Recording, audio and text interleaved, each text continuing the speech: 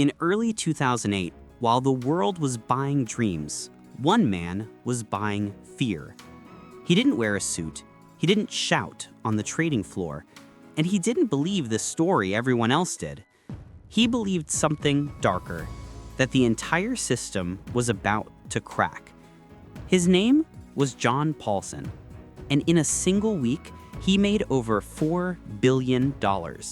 Not by betting on success, but by selling fear to those who thought the party would never end.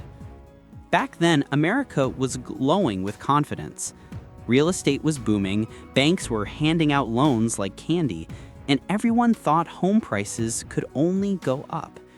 CNBC headlines screamed prosperity. Buy now or be priced out forever, they said.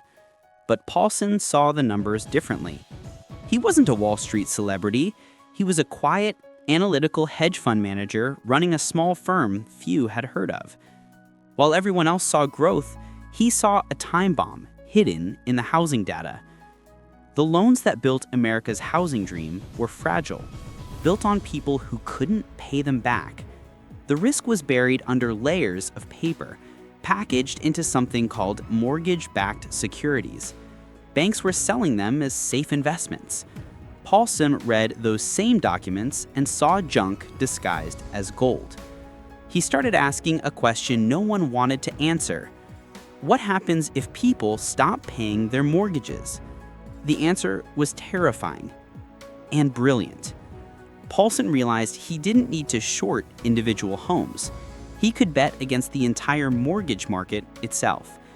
So he did something Wall Street had never seen before. He went to Goldman Sachs and other banks and asked them to help him create something new, instruments that would profit when mortgages failed. They thought he was crazy, but money talks, and soon the deals began. He started buying credit default swaps, basically insurance contracts that paid off if those so-called safe mortgage bonds went bad. For every $1 he risked, he could make hundreds if the market crashed. It was like taking out fire insurance on a neighborhood you knew was built on gasoline.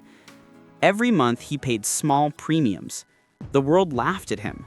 The media called the housing market unbreakable. The Federal Reserve said subprime risk was contained. But Paulson waited, quietly, patiently. His investors questioned him, some even left. He didn't blink, because the data told him something everyone else refused to see, that the American dream was leveraged to the point of collapse. Then came 2007. Housing prices stopped rising. Defaults began to trickle in, and then the trickle became a flood. People stopped paying mortgages. Banks panicked. Investors who thought they owned safe bonds suddenly owned worthless paper. And the insurance Paulson had bought, those credit default swaps, started exploding in value. Every day his fund made millions, then tens of millions, then hundreds. By the time Lehman Brothers collapsed and the world economy went into freefall, John Paulson had turned a $500 million bet into over $4 billion. In a single week, he made more money than most traders could dream of in a lifetime. The irony? The same banks that had helped him build the bet were the ones losing everything. He had used their greed against them and won. His fund returned over 150% while the rest of Wall Street burned. It became the most profitable trade in financial history. Some called him a genius, others called him lucky. But he wasn't either. He was disciplined.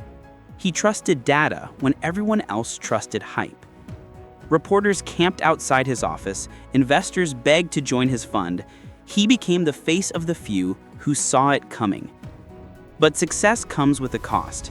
After 2008, Paulson tried to repeat his magic. He launched new funds, made bets on gold, on recovery, on tech, but none matched the perfection of that one moment when he sold fear to a world high on greed. His story became a Wall Street legend, proof that the greatest profits are often made not from optimism, but from understanding risk. Because markets aren't built on hope, they're built on psychology. When everyone believes something can't fail, that's usually when it's already failing. Paulson didn't predict the future. He just noticed the cracks before everyone else did. He understood that behind every number on a spreadsheet was human emotion, greed, denial, and the fear of missing out. And when that fear finally hit the markets, he was already waiting. It's ironic. The man who made billions from the collapse didn't gloat. He said it felt surreal, like watching a storm you warned everyone about finally destroy their houses. He once said, "It's not that I wanted it to happen, I just couldn't ignore the math."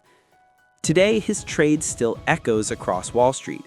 It inspired books, movies, and an entire generation of traders who believe that the real edge isn't luck or connections, it's courage to go against the crowd. Because on Wall Street, fear is a currency. And if you know how to sell it, you can buy the world. The system that collapsed in 2008 rebuilt itself. New rules, new players, same greed. Algorithms replaced traders, data replaced instincts. But the psychology never changed. Every bubble, every boom, every crash. It's just the same story with new characters. And maybe somewhere right now, another quiet analyst is looking at the numbers, seeing what no one else wants to believe. Maybe the next billion-dollar bet is already in motion. Because history doesn't repeat. It rhymes in spreadsheets. And the next John Paulson might already be watching the same storm build again. In the end, Paulson's genius wasn't just in seeing the fall. It was in understanding that fear moves markets faster than greed ever could. He didn't just trade the market. He traded human emotion and won. So the next time you see the world chasing the same dream, remember the trader who sold fear and walked away with $4 billion.